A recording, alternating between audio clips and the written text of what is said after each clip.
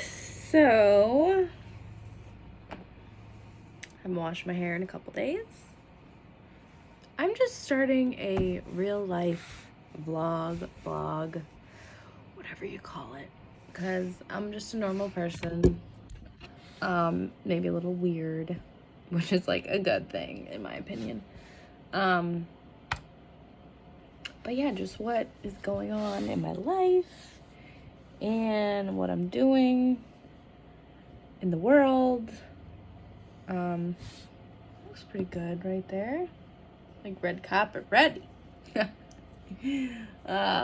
Anyways, I have been listening to a podcast lately, which over the years since they became popular, like I've listened to different podcasts and but the one I'm listening to right now is a healthy living podcast, and it's called The Genius Life, and the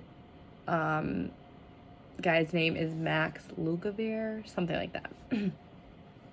And basically I found him on YouTube watching a random TED Talk, and the TED Talk was like 19 minutes, and it was about brain health for Alzheimer's and dementia patients, and how important it is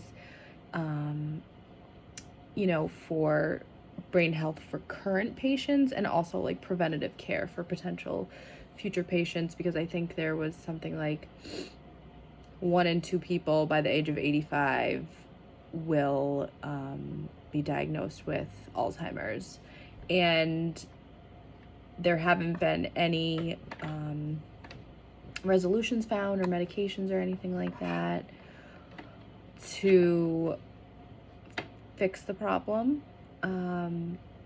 So he was saying that, people from our generation, millennials, will still face that problem when we're expected to live to 90. So for him specifically, he became obsessed with brain health and healthy living and all that stuff because several years ago, his mom was diagnosed in her early 50s with Alzheimer's, which is just like so sad. And personally, it would just be like detrimental to my soul. From a personal standpoint, my grandmother was diagnosed with dementia in her like early 70s maybe. But yeah, it was just really tough for someone that was so important in my life to just watch them deteriorate mentally, but also physically. But the mental part of it is just, they revert back to being a small child and even like a baby, and they can't take care of themselves, and it's just so sad. You love this person and you go and visit them and they don't know who you are, and they just have completely lost, like, not their soul, but just the essence of who they are. And it's really sad to think, like, if they were another person watching this happen to them, like, what would they be thinking? It's just not a good way to go out. And she lived for many years in facilities and assisted living and nursing homes, living like that. And eventually, her body caught up with the disease and her body failed her in the end. But it was just so sad. Death is never easy. Disease is never easy. Illness is never easy. I obviously know people that die unexpectedly and younger. That's so tragic. But specifically for me, the dementia thing, I just really liked this podcast and TED Talk because it does run in my family and it's so prevalent, and there's not a cure out there. And I think it's just really important what this Max guy is talking about and educating people about is preventative care through brain health, and really essentially through eating and what we do in our everyday lives, so we can hopefully not suffer from that disease one day. So I started listening to his podcast, which is called The Genius Life, and it's really good so far. he has like almost 200 episodes, I think. I think his book came out, The Genius Life, in 2018. I'm not exactly sure on that. I didn't do like any research or planned this talk, so this is just like freeballing it, whatever it's called. That's not the right term. That's an inappropriate term. But anyways, I've been listening to his podcast. I painted my bathroom the other day, which, by the way, remind me, whoever you are listening to this, remind me to pay somebody to do that kind of stuff. It was challenging, but fun at the same time. But anyways, it took forever, especially when I have a toddler. I'm like, I don't have time for this. So anyways, I was listening to that while I was painting. That's the point of me telling you that I painted. And it just like, the painting went by actually so quickly, and the podcasts are like roughly 50 minutes to an hour, and they just went by like that. He speaks very well, eloquently. You know, he's super knowledgeable, super passionate about the topics and the guest speakers that he has on, but he's also kind of informal. A lot of the speakers he has on are like friends or people that he's met through his channels, and he is just like casual with them, which is really nice and refreshing, especially coming from like the industry that I work in, where everybody is like so like, you know, like fake. But anyways, yeah, so the last doctor he had on was Carlo, I'm gonna forget it, but he's a very famous South American doctor, and he talks a lot about like fasting and metabolism and all that stuff. So that was very interesting, because I recently read The Obesity Code by Dr. Jason Fung, which I thought was very interesting, because the book isn't exactly promoted as like a fasting book, and it's very scientific and you know, medical, the whole book, and it's mostly about insulin. And you know, he's a kidney doctor, he's a kidney patient doctor, and a lot of his, this is Dr.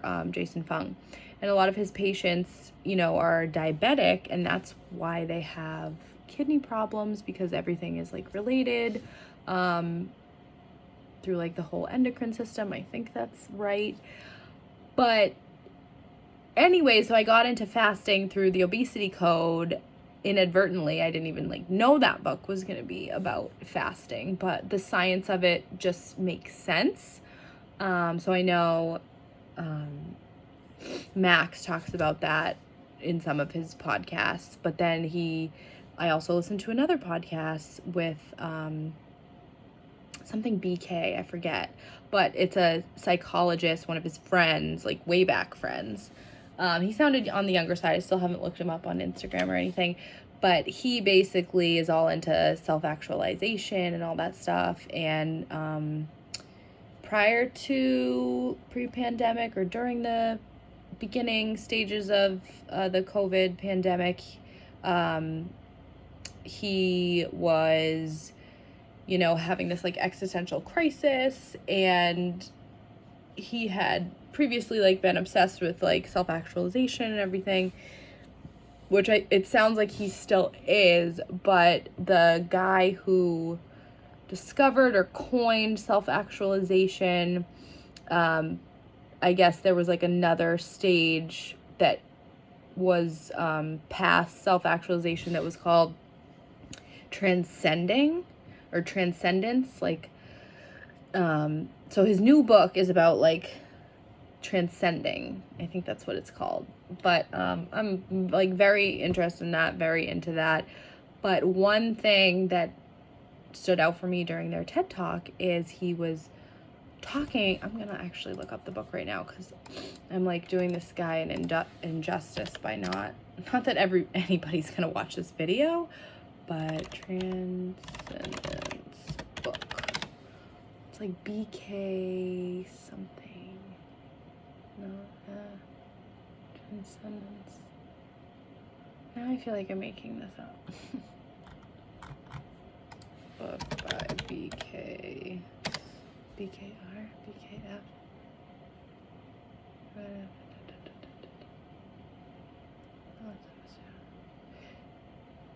Yeah, I'm gonna have to like I'm gonna have to fact check myself on that one.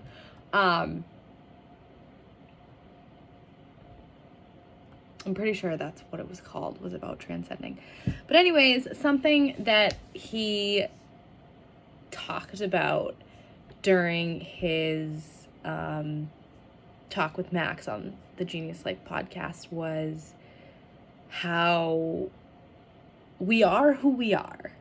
Like, regardless of the mask we put on in front of the rest of the world and how we act and like the facade we try to portray so we're accepted and through like social conditioning and all that stuff, he talks about at the end of the day, what will make us truly happy is being who we are on the inside and like just like being that person, letting it show, because at the end of the day you can't change what you are, who you are. And it could go to as far as like a sociopath, like, okay, you're a sociopath, you like to kill people, like, okay, I'm sure you want to do that and you're gonna go to jail. Or like it can be as easy as like someone that, you know, I don't know, like stutters or something, and they're embarrassed about that and they try to hide it, and it's like, well, you know, you stutter, like own it, that's who you are. Or somebody that is gay and hides that they're gay, and you know, I get like the social acceptance aspect of it, I get that, because I think we all, including myself, hide who we are just so we don't have to deal with like bullying and just so we're accepted. And you know, just the way that he said it, it just resonated with me because I'm like totally into like self-help stuff and like getting to that point of like self-actualization and like finding myself. And at the end of the day, like all this work that I'm going through to like change myself, maybe I don't need to change myself, and maybe part of the problem that I have is trying to change myself, and maybe that's why I'm not like fully happy or feel like I haven't like gotten there or something. So that one was really good. I listened to probably like 3 more, but that's just something I've been doing in the past couple of days. Otherwise, we just got back from Florida and we went on a nice family trip down there. My husband played in the PGA Professional National Championship. That is like the longest tournament name, and I always mess it up. Like the PGA pros that work at courses that are like teach golf for a living and all that stuff, that are not on tour, because it's so hard to explain to people. Oh yeah, my husband's a PGA pro, but like then they're like, oh, what tour events does he play at? Well, he's not on tour, so I guess I have to say like he's a club pro. He's a Class A professional, like teaches lessons. Yes, he's played on tour events before, but anyways, the club pros call it the PNC, and the past several years, you know, big one in 2016, and I think the year or two before that, it was at the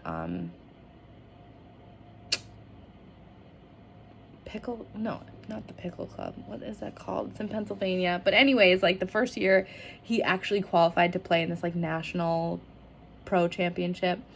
He was one of like the dead last people. He didn't even like qualify to like play in it. And then, you know, the next year I think he played. I can't remember exactly what happened. But then in 2016, it was in New York, and he ended up winning, and that was like life-changing for us for like a couple years. You know, he won a pretty good like check, and he got to play in some PGA Tour events. We got to travel a lot. He qualified for the PGA Cup, which is like the Ryder Cup but for PGA pros, so that was cool. And then he's gotten in the top 20 in the PNC for the past several years, so he got to play in the PGA Championship, which is a big tour event. And then he also qualified for another PGA PGA Cup, which was in Texas. The first one that we went to was in London, but like that event is so amazing because only 10 guys from the US team and 10 guys from the Great Britain and Ireland team like qualify for it. So it's like, it's exactly like the Ryder Cup, just like on like a, you know, Bush League level, not a Bush League level, but like whatever level is about like below the PGA Tour. But yeah, the event was amazing. Like they treat you like you're on tour. So that was really cool. But anyways, this year we went down there and it was at Port St. Lucie, which are where like all the PGA Pro winter tournaments are. And he typically, you know, doesn't like he doesn't play well at those courses. So he didn't make the first cut. So that was a bummer. You know, when we were down there, he also found out that like his friend who he had seen the week prior, that he actually stayed at his house in his vacation home in South Carolina. We found out he like out of the blue unexpectedly passed away and just turned 53. Like so sweet to my husband, to our family. Like their whole family has always been, you know, so supportive to my husband and like so kind to us. And you know, their son just turned 14, I think, and it's just so horribly sad. He had a heart attack, and you know, it's really affected me. And then he even said, like, he does not show any emotion, but he even said that this was the first person in his adult life that he's been close to that has passed away. And just, as I mentioned earlier in the video, just, you know, those unexpected deaths are so traumatic, and it just makes you realize that life is so incredibly short and you never know when your time is coming, and there are just so many things that we forget to be grateful for, and just like really tough dealing with that. So he's been having a tough time with that. But otherwise, the trip to Florida was great. You know, we got to see my in-laws, and they just adore Mason so much. And it just, like, brings me joy to see how much joy they get just, like, hanging out with him. And it was just, like, a chill, relaxed vacation. We always have a great time when we go down there, Melbourne, Florida. And, like, Vieira is, like, a nice area. It's really close to the beach, so we got to go to the beach. Mason got to go to the playground a lot. When we were down there, he did, like, one of the first days. As a mother, and I'm sure fathers feel this too, but because I'm a mother, that's why I'm saying this. But you know when your kid, like, you know when your kid's screaming and they're having fun, you're like, oh, that's, like, a fun scream. And then the moment your kid screams and it's like, boom, you know something is wrong. So yeah, that happened. Like, my mother-in-law was playing with him out on the golf course because their condo that they have, they live right on a golf course. So she's like, oh my gosh, let's go play bubbles. And they went out to play bubbles, and he, you know, unknowingly he stepped on, he's only a little over 2, like how could he know? I probably wouldn't even know, but he stepped on a mound of like fire ants. And I went out there, and my mother-in-law is holding him and trying to get all the ants off, and he has like sandals on, and long story short, he got bit by like close to 75 to 100 ants on his feet, and they ended up like getting these little like pus, but like not like open wounds. They looked like mosquito bites, but there were like little like pus in there, because the ants release venom when they bite. So they just like, that's why there were so many, because like even if there were 10 ants on him, they just like, when they feel like they're getting attacked, they just bam, bam, bam, bite, bite, bite, bite, bite, and they don't stop. So the poor kid is like scared of ants now. You know, I had to put him in socks while we were in Florida in like 80-degree weather every day, and I just kept putting stuff on it, like whatever I had. But anyways, yeah, so that we had to deal with that, and I was just like so stressed about that because, when your kid's young, they may not realize like the pain or how fearful they have to be about something. But as a parent, like sometimes you feel their pain more than they do, I feel like. So, and it was just like stressful getting down there because the week before, Big went down to see his friend that now passed away, which is like still shocking to say. And I was alone watching Mason because his school, some kid in his class got COVID. So he had to quarantine for 10 days. So we had to change our flights. And then I had to like work and watch Mason at home, which is like virtually impossible to work and watch a toddler, as some of you may know. Not ideal situation for Mason. Obviously he comes first, but not an ideal situation for me either. So like then flying out with him for the first time, like that was super stressful. But then we finally got there, and then like the ants happened and then he fell the next day, and I was just like, everything that I had been like, because you try to keep it together for so long, keep it together, and then it just like catches up with you. And I like had like a mini breakdown and started like crying in front of my father-in-law. And it's just like one little thing can set you off, like my husband forgot the cheese for the lasagna I was making for everybody that night, and I just like wanted it to be perfect. And I feel like this is like cutting off my neck fat. It's really creeping me out. I just wanted it to be perfect, and I just like lost it at that moment. And it was just all the stress like building up from like the past week. But after that, I was fine, and we had a great trip, and I got a tan, so that was nice because I'm like translucent normally. Yeah, and then we flew back on JetBlue into Boston, and like Mason was so cute on the plane. He slept for the first hour. I'm a super like nervous flyer, so it was like pretty bumpy, but like Mason was fine. His ant bites are getting so much better. They're starting to heal and like drying up and stuff, but it's just like every time I take his socks off, he's like, ants. Those ants. And I was like, honey, those ants are never gonna get you again. Mommy and daddy are gonna protect you from those ants. Just like saying anything I can so he's not like scared of ants forever. Thank God I don't think we have fire ants up here in New England. I think it's more of like a down south thing. I know down south has like some weird stuff. But yeah, so that was another thing. We just got back from Florida, and like the international or the domestic travel ban from the CDC, like the quarantining is no longer in place, so Mason could go like right back to school, which was great. Super helpful because he was out of school for 10 days quarantining, and then we went to Florida, so all in all he was out of school for 3 weeks.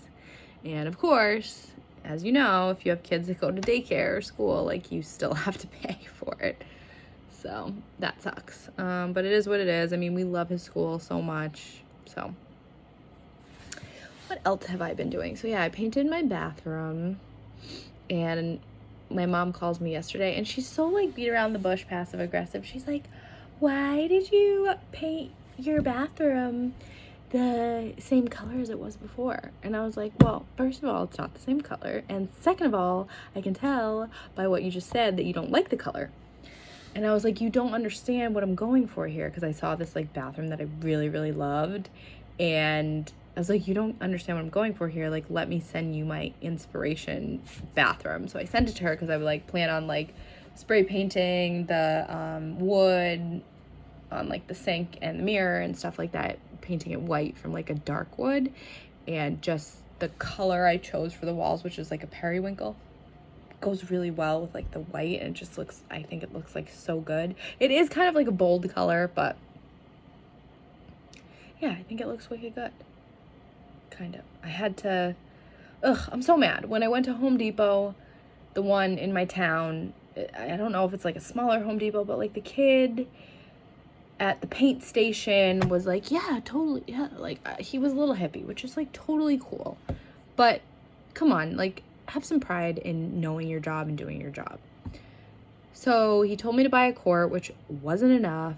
I ended up buying, because I haven't painted in so long, and I've never been like a painter in general, so I ended up buying liners for like the rolling tray. So I was like using the roller with just the liner, and I'm like, this is such a piece of shit. And the roller was like super shedding, And so that pissed me off because like the little hairs got on the wall, and I was like, I should have just painted this whole wall with the brush, because I took a bunch of time to like put all the painter's tape down on the moldings and like even near the ceiling and like around everything. And I cut in like really methodically with my paintbrush on all the corners and edges and stuff. And then I go to roll, and it was like shit show, and like only one part of the roller got covered with paint, and then there were all these like bare spots on the wall. And then by the time I got to the last, this is a bathroom, like it shouldn't be this heavy lifting. And by the time I got to the last wall, the roller was like on its last leg, so I really had to like do everything I could to cover the spots. Because before, the bathroom was like a blue-green, and now it was like, it's like a periwinkle, like an outgoing periwinkle. So you could like see the green underneath it. So then, you know, I thought I got all the spots, but then the next day, when I had a second to take a step back, I was like, oh my God, there, I can see green on this wall. So I had to go back to Home Depot yesterday with Mason, and I went to like a bigger Home Depot in like the city of New Hampshire, where I live, Manchester, New Hampshire. And I went to this Home Depot, and like the girl at the paint station was so knowledgeable. Oh, back to the kid at the one in my town. So, you know, the kid's like, do this, like da da da da da. And then he's like, okay, I'll have this ready for you in 5 minutes. Like, so I go around the store, and I'm like looking at the washer dryers. There are 3 people sitting around, like that work there, sitting around, you know, because usually when you go into the appliance section, they're like sharks. They're like, oh, do you need any help? Blah, blah, blah, like car salesmen. But no, these people were just sitting around shooting the shit, chatting. And I'm like really interested in a washer and dryer. And they literally looked at me and didn't say anything. I can't stand that more than anything. It's like, this is your job. You're in the business of sales. Like, they probably make commission off that, and they're just like ignoring me. It's so ridiculous. It just makes me so mad. So the kid said it would be ready in 5 minutes. I go back. It probably had been at least 20 minutes, because I also went to the electric section to get one of those like coaxial, whatever, like cable cord outlets, because ours broke. And of course they only had like almond colored outlet, and I was like, oh, I could get it, but they were out of the white one. I was like, whatever, I should just order this on Amazon. That's what I ended up doing. So I go back 20 minutes later, and the kid's like sitting there on his phone, and I like look at him, like, nice, of course. And he's like, oh my gosh, I mixed it, but I forgot to like basically put the cover on and like put it on the table, so it's done. So then it took him another 5 minutes to do that, and there was literally like nobody there, no other customers. He didn't have anything he was doing, and I'm just like, come on. So then when I went to the Manchester one yesterday, I was like so impressed. The girl, there were 3 people in the paint section, and the girl was so knowledgeable. She was telling me I should get this, and this, and do this, and what kind of bathroom are you painting, and oh, do you want me to put you in the system so we can save your paint, and do this and that, and what room are you painting, and da-da. And I was like, oh my gosh, like such a good experience. So yeah, great Home Depot compared to the other one. Like, I'm not going back to the one in my town. Like, I'm not. So I ended up getting another quart, and I painted the bare spots today that like have a little green like showing through, and I'm just waiting for it to dry. And I ordered white spray paint with like the primer in it from Amazon, so I'm waiting for that to get here, because I have a mirror with like a dark wood edge, so I'm gonna spray paint that. But then the sink, I hate the countertop. It's like fake granite. It's awful. And I've seen a few reels or TikToks that show like how you can like paint that, or I don't know if you can spray paint it. But anyways, I definitely want to spray paint the wood base, which is like a dark wood, but I can't, like, it's glued to the wall, the sink.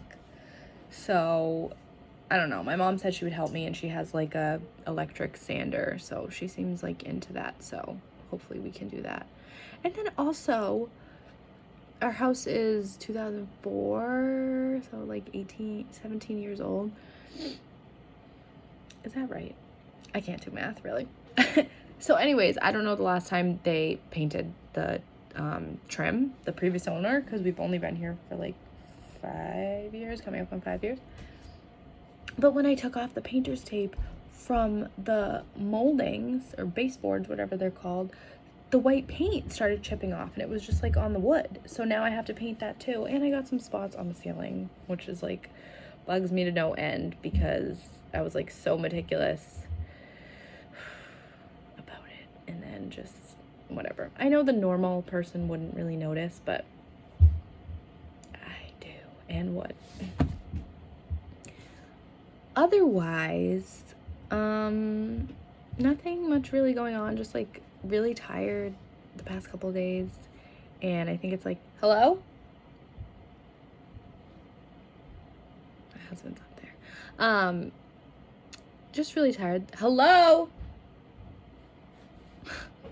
Just really tired the past couple of days. I think it's allergies. I hope I'm pregnant, but I took a test, but it's only been like a week, and I'm just like, I'm always telling myself, don't take a test, don't take a test, don't take a test too early, because, like, no matter what you do, you... Okay. Love you, bye. Let me know what I'm doing for Mace.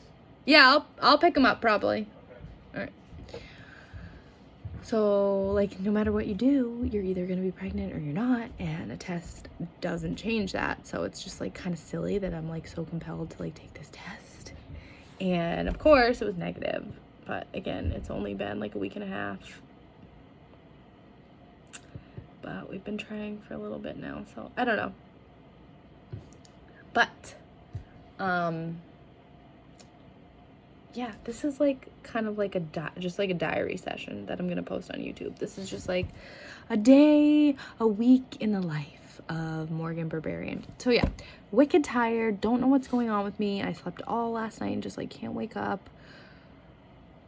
I don't know. Like, maybe I should just, like, stop drinking coffee. But I went to the range yesterday. I hit a whole bucket of balls, and, like, my arms and, like, side back were, like, shoulders were already hurting from painting. And then the next day I hit a whole bucket of balls, which is, like, 100 balls. It has to be at least 100 balls. And I'm, like, hurting now, like, all, like, here and, like, here. And, no, but it's good. Like, it was fun to, like, hit balls for sure. But, I mean, I definitely haven't golfed or hit balls since before Mason was born. Like, the last time I hit balls was probably when I was on a golf league with Ashley. And that was, like, when I was working in Portsmouth. Maybe I was pregnant, but didn't know it. Why is this eyebrow so high right now? This one's not. Oh, I saw this thing on TikTok where you go like this. And like, am I doing it right? And it like lifts your eyebrow. Oh, no, you hold it up here. I can't remember exactly what it was. Does that work? I don't know, it's fake. It's totally fake. And, like, even if it does work, it's not like it, like, stays there for, like, years. I'm also so mad because I got my eyebrows microbladed, like, a year ago. And I have pencil in them right now. Like, this pencil's obviously coming off and it looks like shit.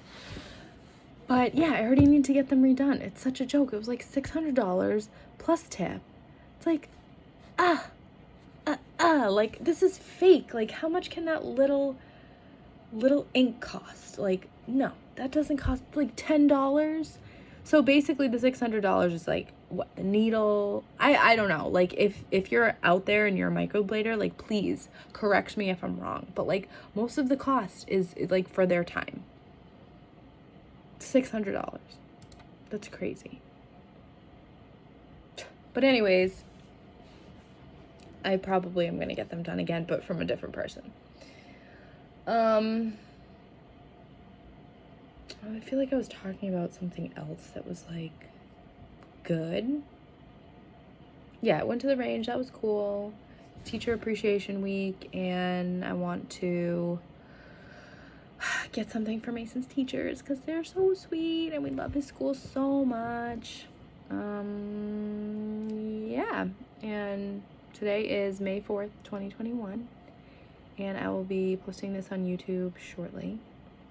If you had enough patience to watch this 34-minute video of me talking about absolutely nothing, please leave comments below.